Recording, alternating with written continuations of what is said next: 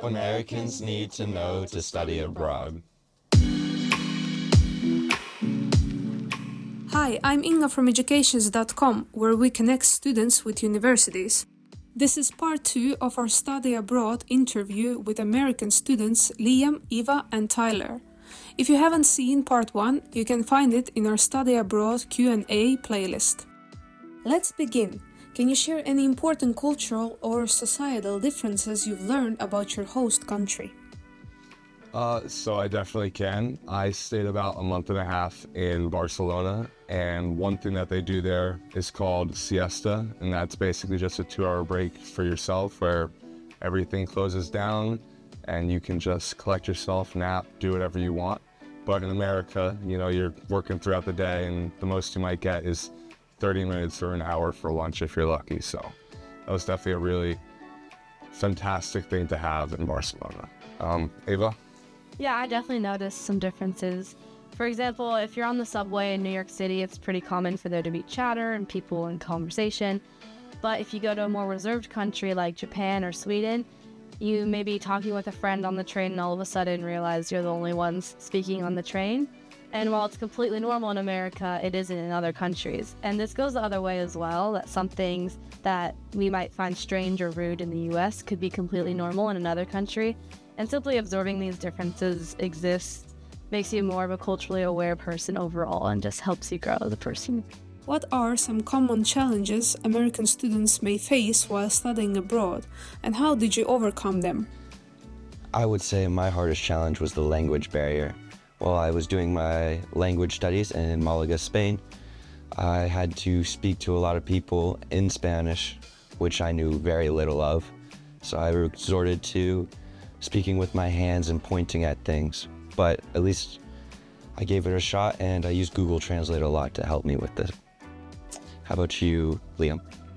So I was also in Spain, but I was further north in Barcelona, and I would agree, probably the biggest change for it all is the language. It's not impossible, but some people only speak Spanish, so you definitely have to get crafty and figure out a way around it. But I would never let that ruin my experience there, and I had still had a great time regardless of that. Ava? I think the common challenges definitely vary from place to place. But for me, the biggest challenge I had was when I got sick abroad, and navigating the foreign pharmacies, doctor's offices, and hospitals can be very stressful, even if you have a basic grasp on the language. So to overcome this, I had to learn how to advocate for myself, which is something very hard for many young people to do. And although it was outside of my comfort zone, it was important that I asked for help and didn't give up when somebody couldn't help me. In what ways do you think studying abroad has contributed to your personal and academic growth as an American student? I think for my personal growth, I've learned how to navigate my own problems with grace and not letting myself get too overwhelmed, whether it's a travel issue or, like I mentioned, with my health. I've learned that staying calm and relaxed helps solve the issue faster. And as for academic growth, I think being in a country while learning the language makes a huge difference in your progress, and being able to use what you learn in the classroom out in the real world really helps ingrain it in your mind. Liam? Yeah, for me, I'd say I grew the most personally. I felt this new wave of independence come over me, and it's just such a freeing feeling knowing that you don't need your parents. You can really become your own person, and I think that strictly came from studying abroad, being alone in foreign countries, having to deal with issues where, they're not going to speak your language necessarily, and you got to figure that out. And it was just nice to kind of grow up a little bit. Ty? Yeah, on this trip I've definitely learned to be extremely self-sufficient, finding everything I need, cooking for myself.